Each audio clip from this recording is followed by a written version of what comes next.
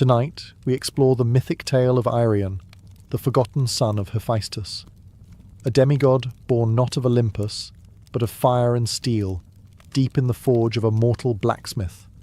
His task? Steal the eternal flame from Mount Olympus itself, to reignite the dying hearths of humanity. But what stood in his way was no simple quest.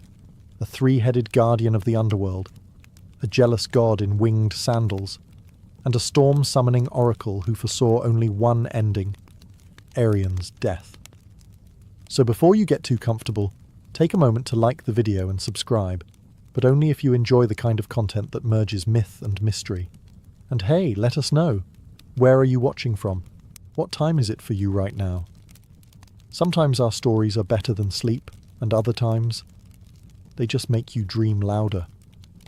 It's time now to dim the lights, turn on a fan for some noise, and let's cover what we have for tonight, together.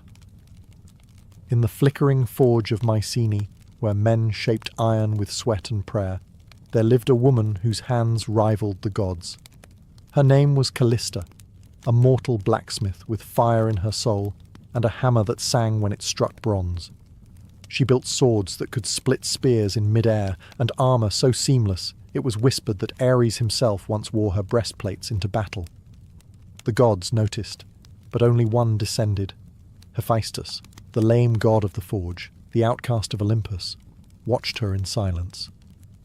He was not drawn by beauty. Callista was not a woman of perfumes or palace gowns.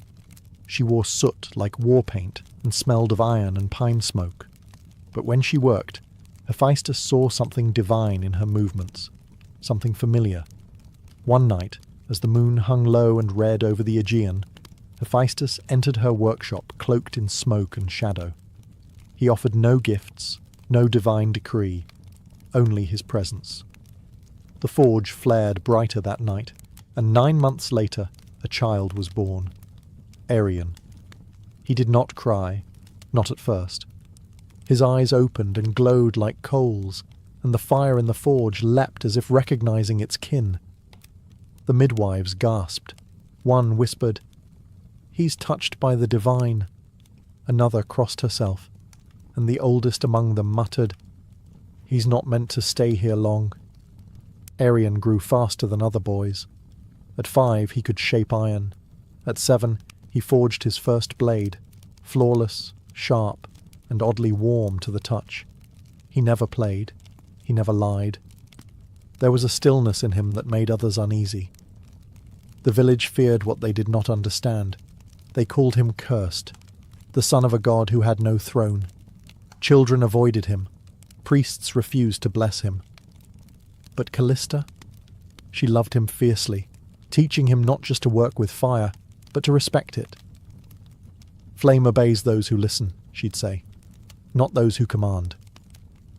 By the time he turned 16, Arion's forge burned day and night, shaping weapons for cities he'd never seen and kings he'd never meet. But even as metal flowed beneath his hands, something deeper stirred within him. He wasn't made to serve.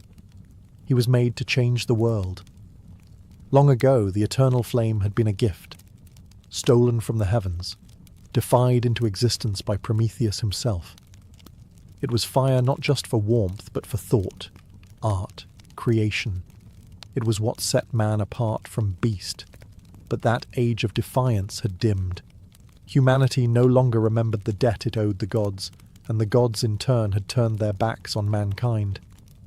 It began slowly. Hearths that once glowed without fail began to flicker out. Forests grew colder. Storms stretched longer. Crops wilted in spring, and homes were filled with the breath of frost, even in high summer. Children shivered beside unlit chimneys. Old women murmured prayers into ashes that gave no heat. Priests spoke of punishment. Scholars blamed the stars. But across villages, towns, and empires, a different fear took root. Not that the world was ending, but that the gods had abandoned them. And they were right. High atop Mount Olympus, the gods had sealed away the last true flame, a spark kept alive only in the divine brazier, untouched by mortal hand for centuries. No god dared share it again. They feared man's rebellion, feared what Prometheus had begun. They told themselves, let them suffer. They must remember their place. But not all gods agreed. In hidden corners of the world, whispers stirred. Dryads spoke of a boy born of flame. Nymphs saw sparks dancing in a boy's eyes from Mycenae. The winds carried a name, Irion. In the cold chambers of Delphi, the oracle dreamed of fire, walking on two legs, lighting cities with its footsteps. And in the depths of forgotten temples, dying candles sputtered back to life at the sound of a blacksmith's hammer striking anvil. Irion had no idea. He only knew the iron was growing harder to shape, that the flames in his forge required more breath, that the warmth that once came easily was slipping away. But the world had begun to watch.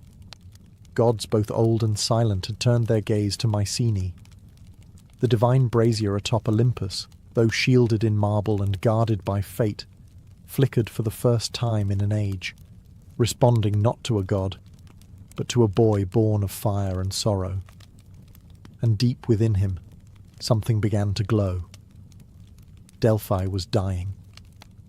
Once the centre of divine council, where kings and warriors climbed stone paths to seek Apollo's voice, now it stood quiet, its columns cracked and overgrown, its sacred springs reduced to mist. But one voice still lingered, buried deep within the mountain's breath. The oracle. Irion arrived in silence. No one greeted him at the gates. The torches lining the temple had long since gone out. Ivy clung to broken altars like fingers, unwilling to let go of lost faith. Thunder growled in the clouds above, not of rain, but of something older. Watching. He descended into the hollow chamber where generations before him had once wept and begged. There, seated atop a crumbling stone throne, was the oracle. She was draped in violet robes, skin pale like ash, eyes blind but blazing with storms. Before he could speak, she inhaled sharply, like a flame being pulled back into a lantern. "Irion," she hissed, though no name had been spoken. He said nothing. "You will climb the mountain. You will take the flame. And you will die." Her voice cracked like a whip through the stillness. He didn't flinch. He had heard stories of oracles, their riddles wrapped in poetry and metaphor. But this wasn't a prophecy. It was a sentence. She rose slowly, limbs moving like smoke caught in wind. "The gods will oppose you. The world will demand your failure. The flame, what you seek, it does not belong to mortals. It was stolen once, and the price was eternity in chains."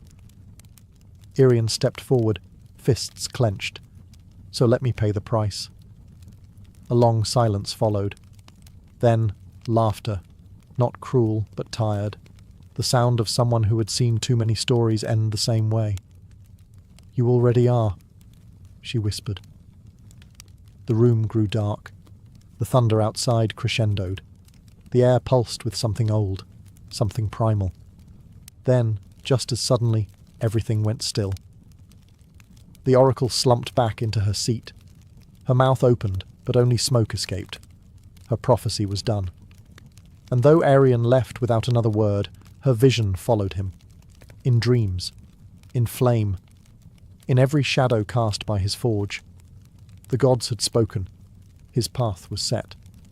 But not even Olympus could predict what a dying world would do when handed back its fire. Before one could ascend Olympus, one had to earn the mountain's recognition. And Olympus never bowed to the untested. Legends whispered that the base of the mountain was not stone or snow, but soul. That beneath its foundation was a gate, sealed by silence and guarded by the oldest fear in creation, Cerberus, the hound of Hades. No one could pass that gate without first touching death.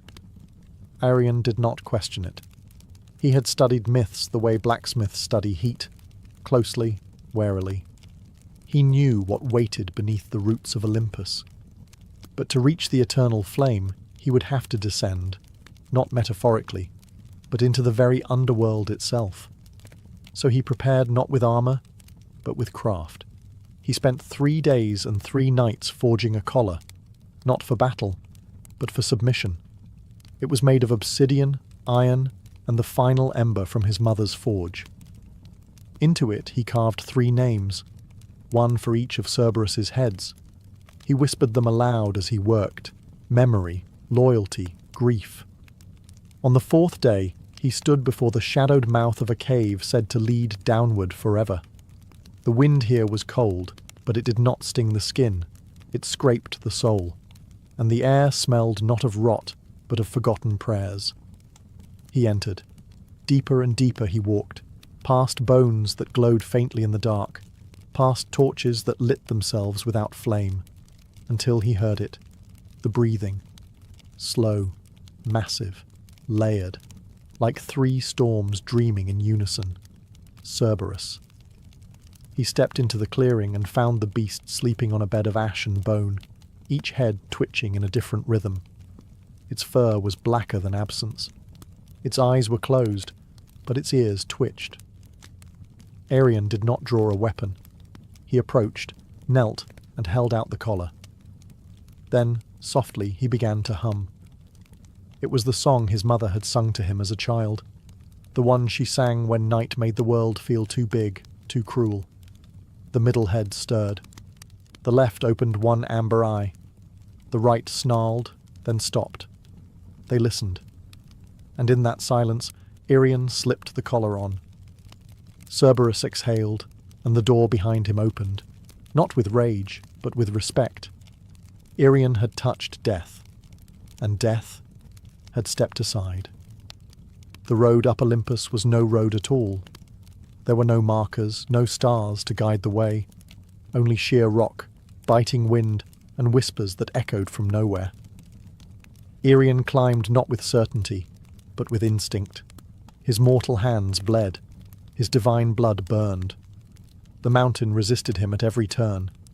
And then he appeared, not with a roar, not in a flash of power, but in silence. Hermes, the trickster, the messenger, the thief. He stood on a ledge ahead, dressed like a traveller, cloak loose, sandals laced with feathers, eyes sharp as broken glass. A crooked grin danced across his lips. "Well," he said, spinning a coin between his fingers, "I thought you'd be taller." Arion didn't stop climbing. "I know why you're here," Hermes continued, walking casually beside him without ever lifting a foot. "You want to bring fire back to the mortals. Sweet, noble, stupid." Arion paused. "Then stop me." Hermes chuckled. "Stop you? Oh no. I'm not here to fight you. I'm here to make sure you understand the deal. You're walking into the heart of Olympus, into the gods' vault, into a story that isn't yours to tell. And yet," Arion replied, "here I am." That smile faded slightly. "You're trying to restore a balance that was broken for a reason," Hermes said. "The flame was a gift, once, a mistake, and now the gods guard it like a dragon guards gold. Not because it's precious, but because it's dangerous." Arion stared at him. Then they've forgotten what danger looks like. For the first time, Hermes' expression soured. The air around them shifted. The coin in his hand vanished. His wings twitched. "You think you're Prometheus," he said, voice cold. "But you're not even a flicker compared to him." "I'm not trying to be him," Arion answered. "I'm trying to finish what he started." Hermes stepped forward, pressed 2 fingers to Arion's chest. "Then here's my gift." Pain surged. It wasn't physical. It was deeper. A thread inside him twisted, turned. "The fire you seek," Hermes whispered, "will burn everything you are." Then he vanished. The mountain groaned. Thunder rolled. A storm had begun, not of rain, but of consequence. And Arion climbed higher, cursed, but unshaken.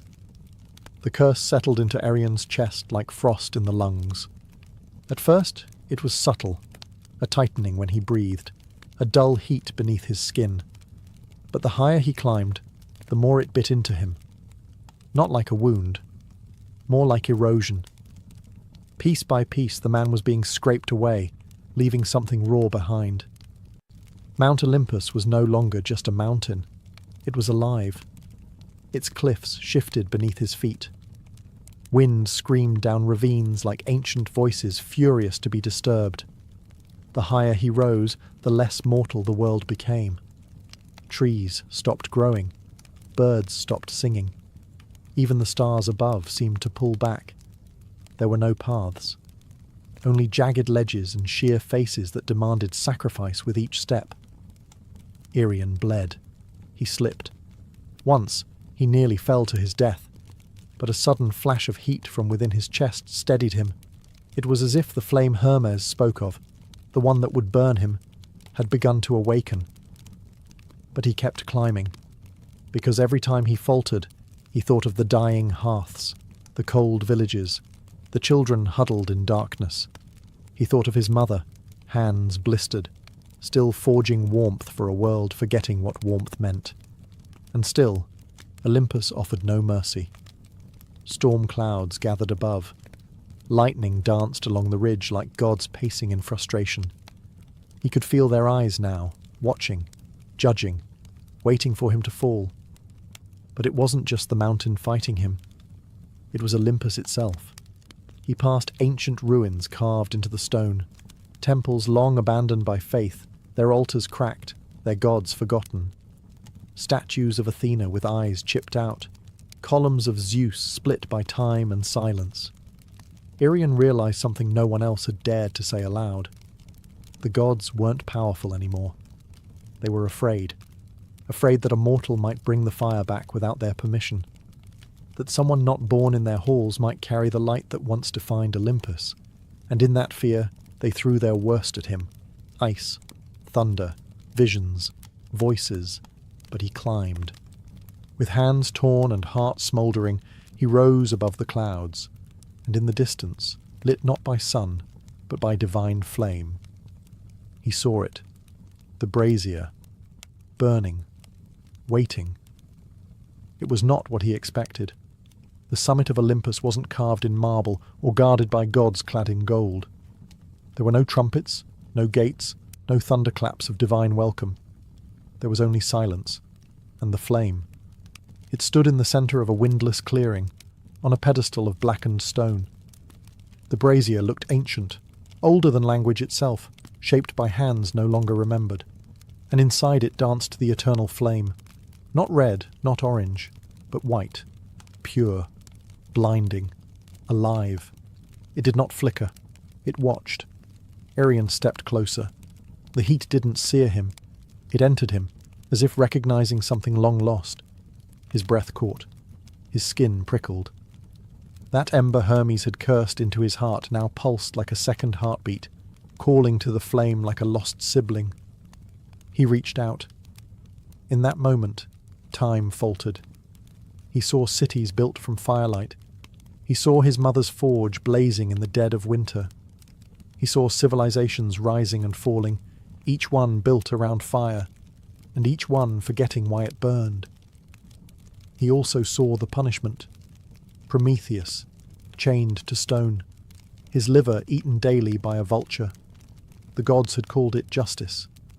But Irian saw it for what it was, fear wearing a crown. He could turn back. He could let humanity adapt to the cold, forget fire, forget him. But then he heard the wind whisper her name, Callista, and he remembered who he was. He grabbed the flame, and it took him. Pain screamed through his body, not like burning, like being rewritten. Bones cracked and reformed. His skin glowed, veins pulsing with light. He fell to his knees, roaring soundlessly, as the flame poured into every part of him, erasing the boy, forging the fire-bearer. He wasn't holding it anymore. He was it. The brazier flickered, then dimmed, then went cold. Because the eternal flame was no longer chained to Olympus, it had chosen a new vessel. Irian collapsed beside the empty pedestal. Smoke rose from his fingertips, but his eyes glowed like dawn. He breathed, barely. But with each breath, A wisp of warmth spread outward, into the wind, down the mountain, toward the world below. He had taken the fire, but not for himself, for everyone. Arion did not walk down Olympus. He carried it with him. The moment the flame entered him, the mountain stopped resisting. Winds fell silent. The sky cleared. Even the stone beneath his feet seemed to shift and guide him, not with reverence but with recognition. He was no longer a trespasser. He was a torch. His body smouldered with divine heat, not the kind that scorched, but the kind that stirred life. Wherever his foot touched earth, frost melted. With every breath, the cursed wind softened. The air smelled not of smoke, but of renewal, of rebirth. But he was not whole. His limbs trembled beneath the weight of what he carried. The eternal flame was not just fire, it was memory. He could feel every spark it had ever ignited. The first campfire in a prehistoric cave, the torch that lit Athens, the forge that built Troy. And he felt the cost of all of it. He saw the cities burned in its name, the temples razed, the wars fought with stolen fire and ambition. The gift of the gods had never been innocent, but this time he would not give it as a weapon. He descended through cloud and silence, past broken statues of gods who had once been worshipped, now crumbling in divine decay. He passed the cave where Cerberus had once guarded the gate, but the beast was gone, as if even death had stepped aside for what Arion had become. He reached the world below, and there, in a frozen village where hearths had long turned to ash, people gathered around him, not in fear, but in awe. He did not speak. He simply held out his hand, and a flame danced from his fingertips into the nearest hearth. It roared to life. Then another, and another. A chorus of warmth spread from home to home, city to city, across lands that had forgotten what it felt like to gather around a fire without praying first. Arion burned. His hair shimmered like molten gold. His skin cracked like cooled obsidian. He was dying, but not fading. He was becoming something else. He had not stolen the flame. He had become it. And everywhere it burned, the world whispered his name, not in worship, but in gratitude. No tomb was ever built for Arion. No statue was carved. No songs were sung in temples. There was no procession, no mourning, no final battle to mark his passing. And yet, he never disappeared. After the fires returned, strange things began to happen across the land. In distant villages where no traveller had passed, hearths lit on their own. Entire forests, once frozen solid, blossomed overnight. Blacksmiths claimed their forges heated faster. Children, huddled in the cold, told their parents they saw a man of light standing beside the flame before it rose. No one could prove anything. But they all told the same story. He walked until there was nothing left of him to walk with. His body had long since cracked and burned, not from weakness, but from transformation. What remained of Arion, bone, blood, voice, had become spark, smoke, heat. And he gave it all away. His mother's forge was the last place touched. Old, abandoned, its fires cold for decades, until one night a traveller passing through claimed he saw a boy hammering something glowing white at the anvil. When he looked again, the forge was empty, but the flame danced high and hot, just like it used to. They say the gods felt it, that Olympus, sensing it had been stripped of its power, trembled in its silence. But the gods did not strike back. They did not rage. Because even they understood. Arion had not challenged them with war or pride. He had reminded them of purpose. And so the eternal flame, once hoarded by immortals, now flickered in every village, every city, every lonely mountain hut. It lived in the warmth of soup shared by strangers, in candles placed by grieving hands, in torches lifted by rebels seeking light in the darkest places. And always, always, they whispered the same name. Arion. Some say when your fire dims for no reason, it's him passing through. Others say if you listen closely to the crackle of the flame, you'll hear the rhythm of a hammer striking an anvil. Steady, patient, eternal. Because Arion never died. He became warmth itself. Not a god, not a hero, just a boy who gave up everything to help the world remember how to glow again. In the land of Sparta, where boys were taught to fight before they could speak, and honour was carved in bone, women were no less fierce. Among them was one whose name echoed through the marble halls like the clash of steel. Leonthe, daughter of Commander Adrastos. She was born during a blood-red eclipse, as omens howled over the city. Midwives whispered that she came from Ares himself.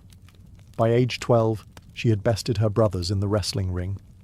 By 16, she had led a hunting party into the Taygetus Mountains and returned with 3 wild boars tied behind her chariot. Leonthe was not just respected, she was feared. She walked through the Spartan agora with a straight spine and quiet steps. Men lowered their eyes. Women watched her with a strange mix of envy and awe.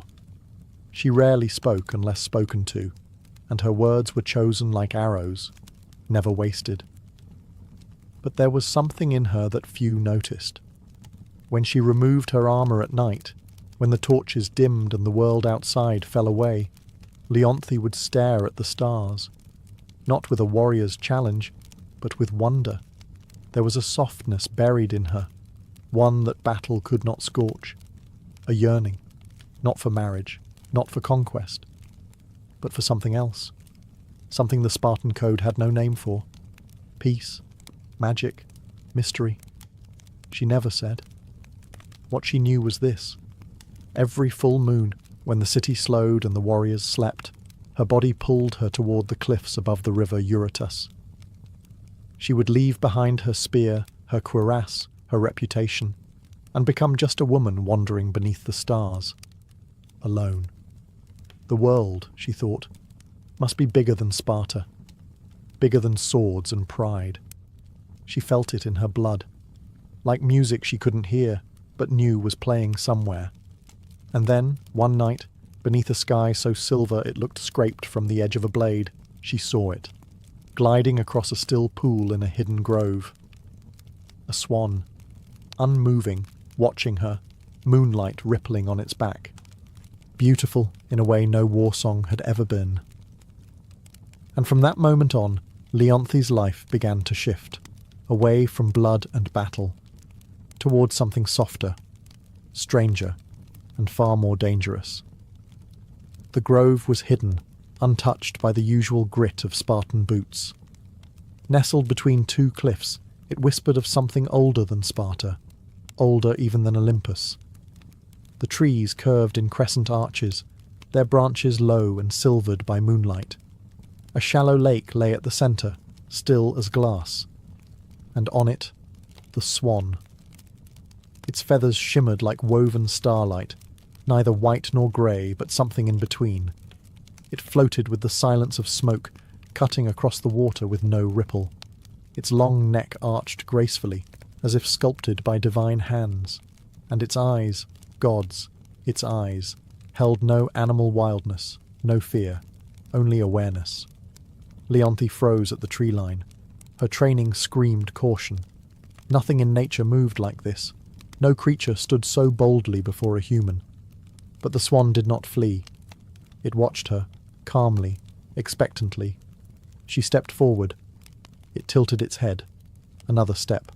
Closer. The lake did not stir. She stood at the edge of the water, heartbeat steady but alert, hand resting lightly on the dagger strapped to her thigh.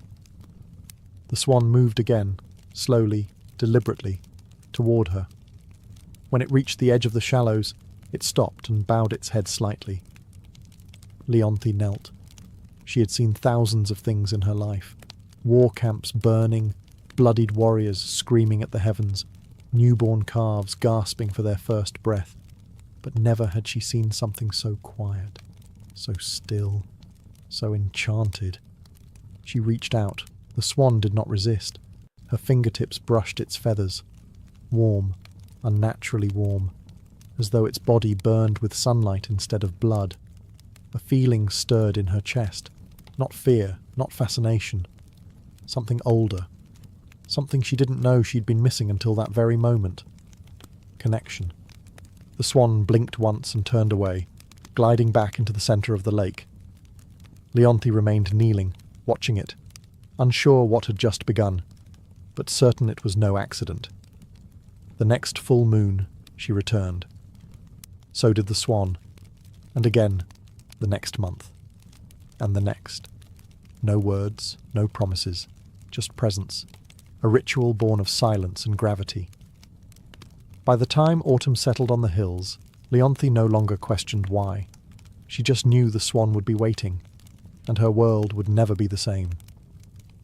Seasons turned, leaves reddened, fell, and grew again.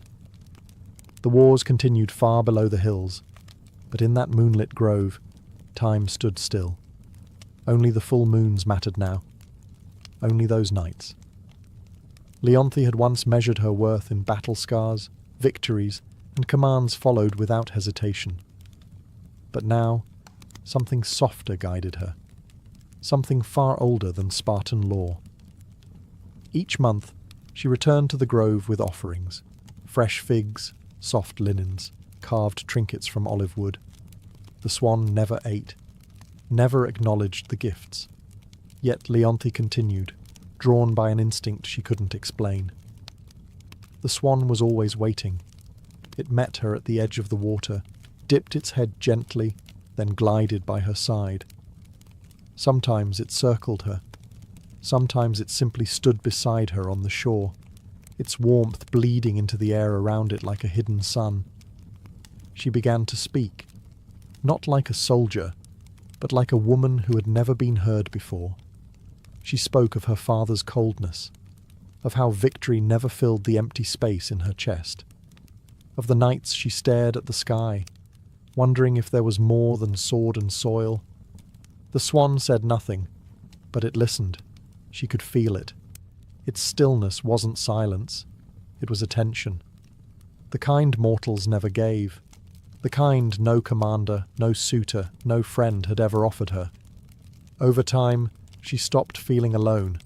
She braided her hair before each visit, smoothed her robes, sat beside the swan for hours, shoulder touching wing, saying little, yet feeling more than she'd ever felt in a Spartan palace or battlefield. And still, the swan never fled, never aged, never changed. She should have been afraid. There were stories of gods taking animal form to lure mortals into ruin, stories of punishments for those who loved the divine. But Leonthe didn't believe in stories anymore. She believed in the way her hand fit perfectly along the curve of the swan's neck, in the way it bowed its head when she sang quietly into the night, in the way it seemed to wait for her, need her. No words, no promises. But in their silence, something ancient took root, and though she didn't speak the word, not even to herself, Leonthe knew what it was. Love. The swan was not born of earth. Its wings had once stretched across the sky. Its fingers had played the lyre that made the sun rise. Its name had once been whispered in temples, carved in marble, and shouted in song. Apollo, god of light, of music, of prophecy, now silent, feathered, bound. Long before Leonthe was born, Apollo had committed a sin in the eyes of Olympus. He had defied Zeus, not with blade or rebellion, but with truth. He had spoken against his father's punishments, against the cruelty passed down from throne to world, against the silence demanded by power. For this, Zeus did not kill him. He unmade him, a spell cast in fury, more curse than justice. Apollo was stripped of his form, his voice, his divinity, forced into the body of a swan, not to teach him humility, but to remind him he could glow like the sun and still be caged by shadow. The curse was crueler still. There was one condition. If a mortal ever discovered his true identity, the transformation would become permanent. And so Apollo waited. Years. centuries, lifetimes, floating on lakes, hiding beneath stars, watching mortals forget his temples, forget his hymns, watching the world grow colder as the gods withdrew, until Leonthe. Her presence cracked something inside him, something buried so deep even Olympus had forgotten it existed. Hope. He never meant to be seen, never meant to stay, but she returned, again and again, and her voice when she spoke to him in the glade, was the only thing that made the fire inside him flicker again. She was not a priestess, not a nymph, not a chosen oracle. She was a warrior with hands that knew only weapons, a woman hardened by loss and trained to feel nothing. And yet, she saw him. She treated him not as a symbol or a threat, but as something sacred, something worth waiting for. He dared not speak, dared not reveal his name. But in the tilt of his head, in the stillness of his body, he answered every question she never asked. And slowly, impossibly, he loved her back. In Sparta, solitude was respected, but not for too long. Leonthe's absence did not go unnoticed. Each full moon, she slipped away from the barracks, from the training fields, from the watchful eyes of commanders and kin. At first, none questioned her.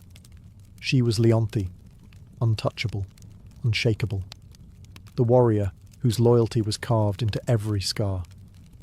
But Sparta thrived on order, on discipline, and love, especially the hidden kind, was a foreign thing in a city built on control.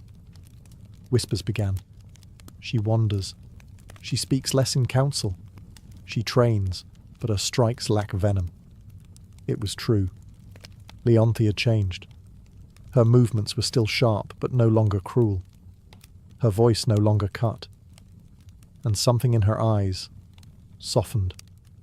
Some nights she smiled to herself, as if holding a secret the gods themselves couldn't steal.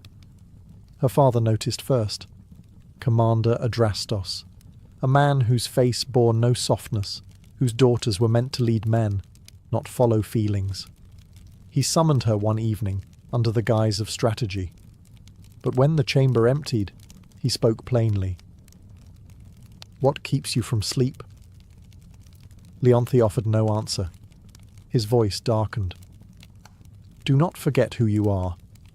But she already had, at least the version of herself that Sparta had moulded. What the city had built in stone, the swan had touched with water, and Leonthe found herself unwilling to return to who she'd been. Still, Sparta watched. A patrol once followed her out beyond the walls, tracing her steps toward the cliffs. They lost her near the olive groves. She was too skilled to be shadowed, but it was enough. Enough to birth suspicion. Priests murmured about omens, that the moonlight carried voices, that the lakes beyond Sparta stirred unnaturally, a warrior woman disappearing each full moon. They feared it was madness, or worse, a god. Leonthe knew the walls were closing in, that eyes were learning to look where before they had looked away, that her silence, once strength, now made her vulnerable. But still, she went. Still, she found him. And in that grove where moonlight touched feather, she forgot the noise of Sparta, forgot the rules, forgot the danger. Only one thing mattered now, not being seen. Because if the world discovered what she knew in her heart, it would destroy them both. The moon was heavy that night, low, swollen, golden as a dying flame. Leonthe stood in her chamber, fingers trembling over her armour, unable to fasten the final clasp. Something had changed. She had felt it for days. A quiet trembling beneath her feet, like the ground itself knew what she did not. The swan had been different on their last meeting, restless, more watchful. Its feathers bristled when the wind shifted. It had circled her twice before settling at her side, its warmth sharp instead of soothing. That night, sleep eluded her, and when it came, it brought visions. She stood in a silver grove, her hands covered in gold dust. A statue loomed before her, part man, part swan, its wings frozen mid-beat, its face serene and lifeless. She reached out, called a name she didn't know she knew. Apollo.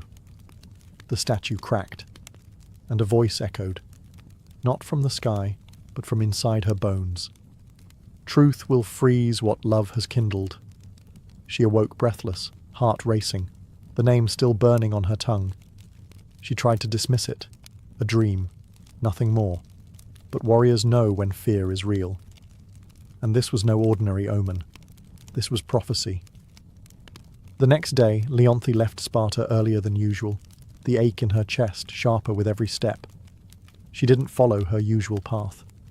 Her feet led her deeper into the hills, through trees she'd never passed, into groves untouched by memory. There, hidden beneath a curtain of ivy and moss, she found the altar, ancient, cracked, marked with a single unmistakable inscription, carved in old flaking gold. Apollon. Her breath hitched. All at once the pieces fell into place. The warmth of the swan, its listening gaze, the dreams, the curse in her bones, the reason it had always come during the full moon. He wasn't just enchanted. He was a god. Her god. And she had broken something. She stumbled back, the sound of feathers behind her. The swan had followed her, silent, as always. But its stillness no longer comforted her. It was watching, sadly, softly, as if it already knew, as if the truth had arrived, and so had the end. The grove was no longer still. The air pulsed, slow and deep, like the breath of something ancient stirring in its sleep. Moonlight trembled on the surface of the lake. The trees leaned in, silent witnesses to the unravelling of a secret that had survived centuries. Leonthe stood frozen before the altar. The name, Apollo, still echoed in her mind like a spear striking stone. She turned, slowly, as if doing so would unmake the truth. But it was too late. The swan was there, not gliding, not graceful, just standing, watching. Its feathers no longer shimmered, its glow dimmed, flickering like a dying flame. Leonthe stepped toward it, her lips parted, unsure what to say, unsure if anything could be said. "I know," she whispered. The wind stilled. A single feather drifted from the swan's back, falling slowly, silently, before vanishing into dust the moment it touched the altar. And then the change began. The swan's neck arched, not in grace, but in agony. Its body trembled. Feathers unravelled into streams of gold and light, wings bent into arms, webbed feet split into toes that dug into the earth, and where the swan had stood, now knelt a man, naked, radiant, broken, Apollo. His hair shimmered like the sky at dawn. His skin glowed faintly, like embers beneath marble. But his eyes were dimmed by sorrow, by inevitability. Leonthe stepped back, hand to her mouth. She had loved him in silence, and now silence had become unbearable. He tried to speak, but the curse had not fully lifted. His voice cracked like thunder in a storm too old to name. "You weren't supposed to know," he said at last, voice barely more than wind. It was the only rule. She fell to her knees beside him, tears cutting down her warrior's face like rivers through mountain stone. "I didn't mean to," she whispered. He smiled then, just once, a god's smile. Not of joy, but of farewell. "I know." And with that, the ground beneath them shuddered. A soundless quake. A divine sentence passed without mercy. His glow faded. His skin hardened. His limbs stiffened mid-reach. Apollo was turning to stone, and Leonthe could only watch as love became legend. The moment the name was spoken, the curse began its final work. Apollo's body, once fluid with divinity, now stiffened inch by inch. The light beneath his skin dulled like cooling metal. His golden hair lost its luster, hardening into marble threads as the final phase of Zeus's punishment took hold. There would be no forgiveness, no reprieve. Leonthe grasped his hands, still warm, still trembling, but she could feel it, the stone creeping like frost over flesh. His fingers curled around hers one last time before they stopped moving altogether. She shook her head. No, this can't be how it ends. But the curse didn't listen. It had waited centuries in silence, patient and cruel. Apollo's chest rose once more, and then didn't. His wings, half-formed behind his shoulders, froze mid-fold. His knees, bent in grief, locked in place. His face, still beautiful, still kind, was caught between love and pain, his eyes open, but unseeing. And then, silence. A quiet deeper than any battlefield, deeper than the moments before the charge. This was not the silence of peace, but of loss, of something sacred shattered. Leonthe knelt there, forehead pressed to his now cold hand, a hand that once cradled stars, now nothing more than stone. Her tears slid down the side of his marble fingers and fell to the earth, one after another, slow and steady as a funeral march. The grove dimmed. Even the moon, so often bright and watchful, seemed to draw back behind a veil of cloud. No lightning came, no god appeared, because the punishment was done. Zeus had spoken, the swan had flown for the last time, and Apollo, god of light, was now a statue of silence, forever frozen in the moment of his final truth. Leonthe stayed long after the transformation finished, arms wrapped around what remained. She did not scream. She did not curse the heavens. There were no Spartans to hear her cries, no warriors to bear witness. Only the wind, only the trees, and the stone figure of a god who had once loved her, not with thunder and fire, but with stillness, and now with silence. Leonthe never returned to Sparta. She left her armour where it lay beside the altar, removed her sword, let her war-bound name drift away like smoke over the lake. The woman who had once stood tall among kings now knelt in silence beside a statue that would never move again. The grove became her world. Each full moon she returned, never missing a single one. She brought no offerings, no incense, no prayers, just herself, and a memory. She would sit beside the statue of Apollo, fingers brushing the cold stone hand she once held in flesh. Sometimes she spoke, sometimes she hummed a song he'd never heard, but somehow felt like it belonged to both of them. Other times, she simply watched the water and said nothing. The villagers began to whisper. They said a woman haunted the hills, that she wandered under moonlight with eyes like distant stars. Some said she had gone mad, others said she had been chosen, but no one dared disturb her. Years passed. Winters came and went. Empires shifted. Gods fell silent. But Leonthe remained. She grew older, but never frail. Her strength endured, less like a soldier, more like the roots of an olive tree clinging to the same patch of earth, year after year, storm after storm, and still the statue stood. Apollo, mid-kneel, wings half-formed behind him, gaze fixed on the space where Leonthe always sat. A moment frozen in marble, untouched by time. Some travellers claimed the stone was warm to the touch, that if you placed your hand against his chest, you could feel something faint, like a heartbeat from a dream. And then, one final full moon, Leonthe came. She sat beside him longer than usual, laid her head gently on his shoulder, and never moved again. When the villagers came weeks later, they found her there, peaceful, eyes closed, lips curled faintly in a smile. Beside her, Apollo's statue shimmered faintly, as if lit from within. No one touched it. They built no shrine, no temple. But the legend grew. And now, when the moon is full and the wind is still, some say the swan returns to the lake, not to be seen, but to remember. Melanion was not born under a palace roof or amidst temple incense. He came into the world beneath a willow tree during a storm that split the sky in two. His mother, a midwife's daughter, swaddled him in a linen wrap as thunder rolled over the hills. Birds scattered, the rain danced, and the child did not cry. He hummed.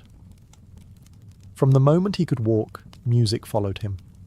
Streams whispered melodies when he knelt to drink. Leaves trembled in harmony as he passed. He didn't need instruction. Sound belonged to him. By 10, he could mimic any bird call and weave it into song. By 16, he played the lyre with such grace that even hardened warriors paused to listen. He sang of rivers, of lost brothers, of fields before war, songs that filled men's eyes with tears they didn't know they had.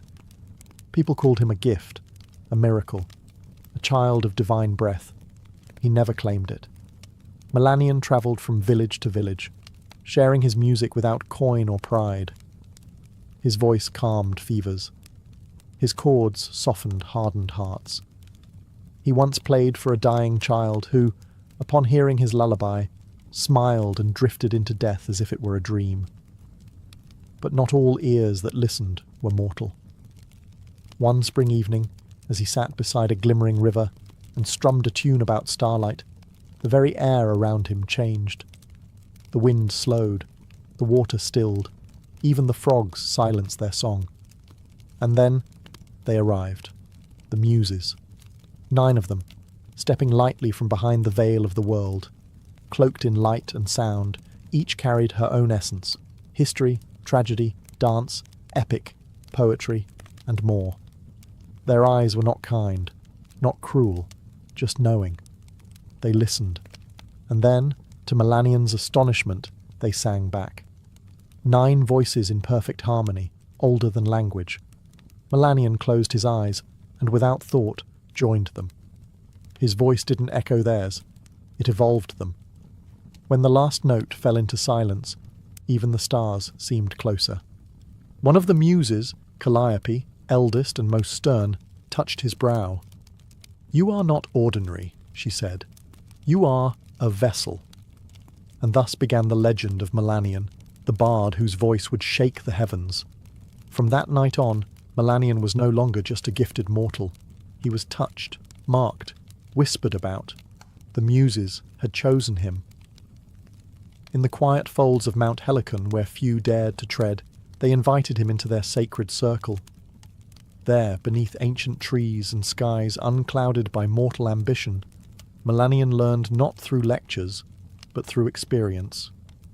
Calliope, muse of epic, taught him how to bend a story into sound. Clio whispered the histories of nations into his ears as he slept. Terpsichore danced barefoot through leaves while he played beside her, his fingers learning the rhythm of wind and body. Euterpe laid her flute across his palm and said only, "Listen." And he did. He absorbed, not just melodies, but truths. The kind that lived between words. The kind that mortals rarely noticed but felt. In the hush before a storm, in the ache of longing, in the gasp of a child at first snowfall. The Muses gave him not power, but perspective. And they asked for only one thing in return. Sing for them. Them, meaning mortals. The lost, the weary, the proud and broken. Those who needed to remember that beauty still existed, even in suffering. That song could be both balm and blade. At first, Melanion obeyed. He performed in city forums and quiet fields, played before kings and beggars alike. His songs stitched broken hearts, stirred revolutions, mended fathers to daughters, and enemies to uneasy peace. But as his gift grew, so did something else. Ambition. He began chasing sounds the Muses hadn't taught, notes no god had touched. In the stillest parts of the night, he would write alone, drafting fragments of something beyond language. A song that could bend time, still the wind, and bring tears to stone. A final song. He told no one, not even the Muses. because some part of him no longer wanted to share the divine. He wanted to surpass it. And the muses, ever watchful, saw the change. Not in his fingers, but in his eyes, the way he looked beyond them, as if destiny owed him more than admiration. And in the distance, fate stirred slightly, because no mortal walks beside the divine forever without cost. Melanion withdrew from the world. He left behind the applause, the requests, the gifts from kings and the adoration of cities. He stopped performing in public, stopped teaching students, even stopped speaking to the muses. Some claimed he had fallen ill. Others said he had died. But in truth, he had gone to the shadowed slopes of Mount Helicon, deeper than any mortal had ever gone, where only echoes of the old gods stirred. There, in a cave lined with crystals that sang when touched by light, he began composing the final song. It came to him in pieces, sometimes in sleep, sometimes in thunder, sometimes in silence so deep it frightened him. He didn't write it. He found it, like a secret hidden between the folds of reality. The melody refused to stay still. It changed when he breathed, twisted with his heartbeat. It was not a song for performance. It was truth in sound. He heard the birth of stars in its opening note. He felt the deaths of empires in its fall. It was not sad. It was not joyful. It simply was. He laboured for months, maybe years. Time bent strangely inside the cave. He ate little, slept only when the music allowed it. He would weep one moment, laugh the next, as though the song played through his soul instead of his hands. And when it was finished, the world changed. Birds stopped mid-flight. Trees leaned toward the windless mountain. Streams went quiet. The sky itself held its breath. And far above, in the marble chambers of Olympus, the gods turned their heads. Even the Fates, who never looked away from their weaving, paused. Clotho whispered, "A thread trembles." Lachesis frowned, and Atropos, whose shears never hesitated, set them down. They listened. The song did not demand worship. It did not beg to be loved. It simply revealed everything. When the final note faded, even the cave refused to echo it, as if the world knew to repeat it would be a crime. The gods waited. The muses waited. They expected Melanion to return, to offer this wonder to the world. But he didn't. He hid it. And in doing so, he set a different music in motion. One of silence. And consequences. When Melanion emerged from the cave, the world felt smaller. The skies, once so vast, seemed pale beside the echoes of the song still humming in his bones. People rushed to greet him. Musicians, poets, even priests. They begged to hear what he had written, to feel whatever power had moved the heavens. But Melanion said nothing. They asked again. He smiled faintly. Not yet. Only the muses saw the shift. They came to him one dusk, stepping from starlight like breath from a lyre. Their robes glowed with inspiration, but their eyes held warning. "You were chosen to carry beauty," said Erato, soft and sorrowful. "But beauty is not meant to be buried," added Cleo. "You must sing it," whispered Calliope. Melanion bowed his head. "I will not see it cheapened." They flinched, as if he'd struck them. "You think mortals unworthy?" Terpsichore asked, voice trembling. "You think you alone are its guardian?" He met their eyes, not with rage, but with something colder. Possession. "Yes." Silence fell like winter between them.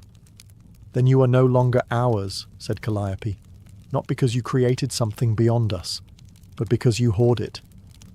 He said nothing, and they vanished. Still, the gods waited. Even Zeus, who rarely concerned himself with mortal affairs, paused his thunder to listen. Even Hades tilted his head in the depths. They waited for a single note, a whisper, a fragment.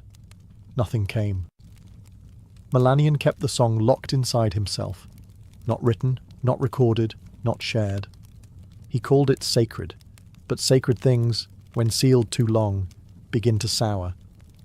He performed other pieces. They were still beautiful. Audiences wept. Crowds cheered. But he knew. And so did the divine. Something was missing.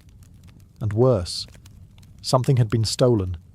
The song that could stir the fates, bend time, and touch the gods themselves, was buried beneath his pride. He told himself he protected it. But the muses, watching from afar, saw the truth. He had chained the divine to his ego, and the gods, who endure madness, war, and worship without blinking, do not abide theft. And so, one night, the wind turned still.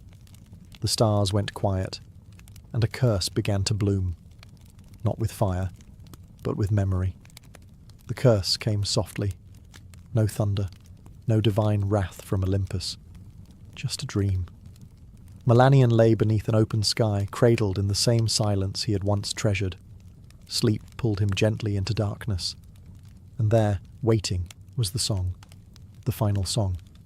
It returned, clearer, richer, impossibly perfect. He heard notes he'd never written, harmonies he hadn't yet imagined. It lifted him through stars, wove him into oceans, unspooled the very fabric of meaning. He wept in joy, in awe, in surrender. And then, morning. Gone. Not faded, erased. No memory, not a note, not a name. The melody he'd written with his soul, felt in his bones, was gone like mist at sunrise. At first, he thought it a cruel trick of sleep. He grabbed his lyre and tried to recall even a single progression. Nothing. He strummed wildly, off-key, frantic. Nothing.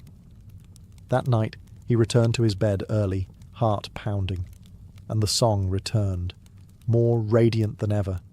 He sang along in the dream, tears streaming, fingers dancing through light. It felt real. He could remember it within the dream, but once again, with dawn's first breath, gone. Melanion began keeping candles lit through the night, scribbling notes in the dark. He begged his mind to retain a phrase, a rhythm, a single image.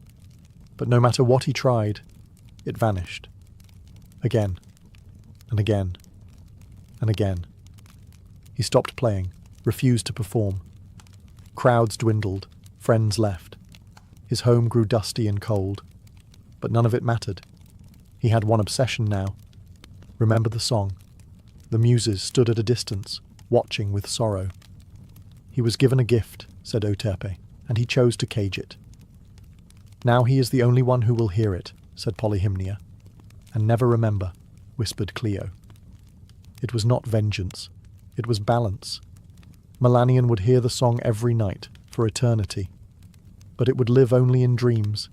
Each sunrise it would slip through his grasp like water through cracked hands. He would never stop chasing it, never stop hoping. And in time, hope would rot into madness. Because what torments a bard more than forgetting the greatest song he ever knew, and knowing it still sings without him? Melanion stopped counting the nights. They bled into each other, an endless loop of ecstasy and loss. Each evening, he slipped into dreams where the final song embraced him like a lover returned from war. And each dawn he woke alone, screaming, weeping, blank. At first, he tried to outwit the curse. He hired scribes to sleep beside him, begged seers to extract fragments from his mind.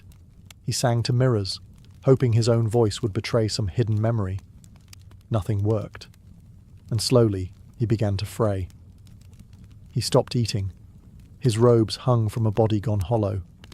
His fingers trembled when he reached for his lyre, the same instrument he once cradled like a child. Strings snapped under his shaking hands. He didn't fix them. He didn't need them anymore.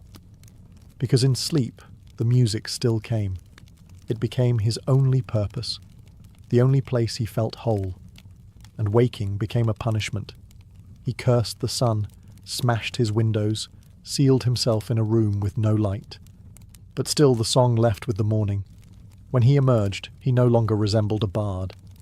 He was wild-eyed, gaunt, his once golden voice now raw from nights of desperate humming. He wandered from village to village like a beggar, not for coin, but for memory. "Have you heard it?" he'd ask strangers. "The song with no beginning and no end? Have you heard it in your sleep?" People pitied him at first, then feared him. Some threw stones, others fled.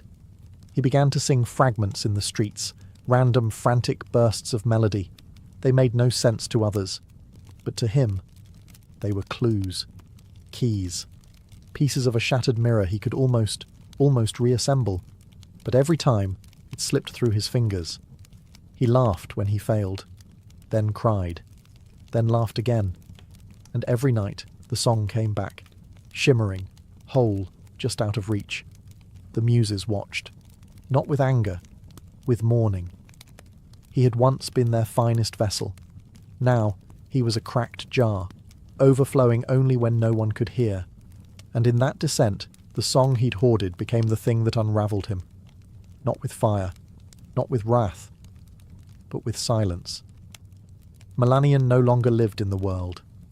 His body walked through it, yes, but his mind was elsewhere, caught between dreams and daylight, past and present, a song only he could hear, and only when it was too late to hold. He wandered barefoot through cities that once hosted him like royalty. Children who once sat at his feet now ran from his shadow. His name, once sung in praise, became a warning. Don't end up like Melanion. He slept where he could, under trees, in empty chapels, sometimes in the doorways of inns whose keepers once begged for his presence. He no longer asked for food, only a place to rest, only the dream. The curse never failed. Each night, he fell asleep with trembling hope, and the final song returned. Whole, alive, a perfect ghost, and each morning he woke to forgetting. The cruelty wasn't in the silence, it was in the memory of sound. He remembered that he had heard something transcendent, that it had meant everything. But he could no longer remember why. He began speaking to shadows, to trees, to the stars.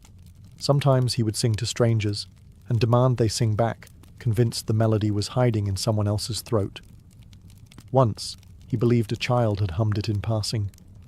He followed the family across 2 villages before collapsing in the dust, begging the boy to sing again. But the sound had been something else, something ordinary. He wept for hours, and still, each night, the song returned, taunting, embracing, divine. He tried to hum it as he dreamed, tried to wake mid-melody, but the curse was clever. He could not move within the dream. He could not record it, write it, carry it, only hear it. And when he woke, emptiness. Some who saw him said he still hummed in his sleep, that if you placed your ear near his mouth at midnight, you could hear a music unlike any other. But only then, only in darkness. The muses no longer came. The gods stopped watching. And Melanion, once the voice of the world, now wandered like an echo of a song the world could no longer remember, and he could no longer forget. Melanion had grown thin as twilight. His skin, once kissed by golden light, was now pale and paper-thin. His voice, what remained of it, was hoarse from years of whispers and wandering. He no longer searched for food, shelter, or even the song. He simply walked.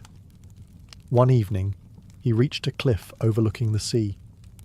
It was quiet there. No towns, no roads, no curious eyes, just the wind, the waves, and the stars slowly rising in the deepening blue.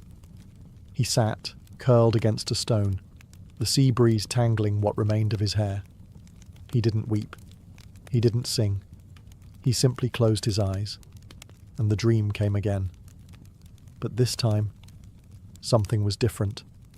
There was no delay, no mist to wade through, no struggle to hear. The final song was there from the beginning, full and clear. But it was not just sound. It was a place, a presence, a world built from music. Melanion stood within it, barefoot on chords that bent like grass, stars pulsing above in rhythm. The sky was a symphony. The wind sang in harmony. And he was not just hearing it. He was part of it. His own voice joined the song, and it did not tremble. It did not forget. It soared. He saw every note he had lost, every phrase he'd mourned. But now he understood. The song had never left him. It had grown without him. It had become more than his hands could hold. He was not its owner. He was its witness. And in that final dream, there was no sorrow, no shame, no punishment, only release.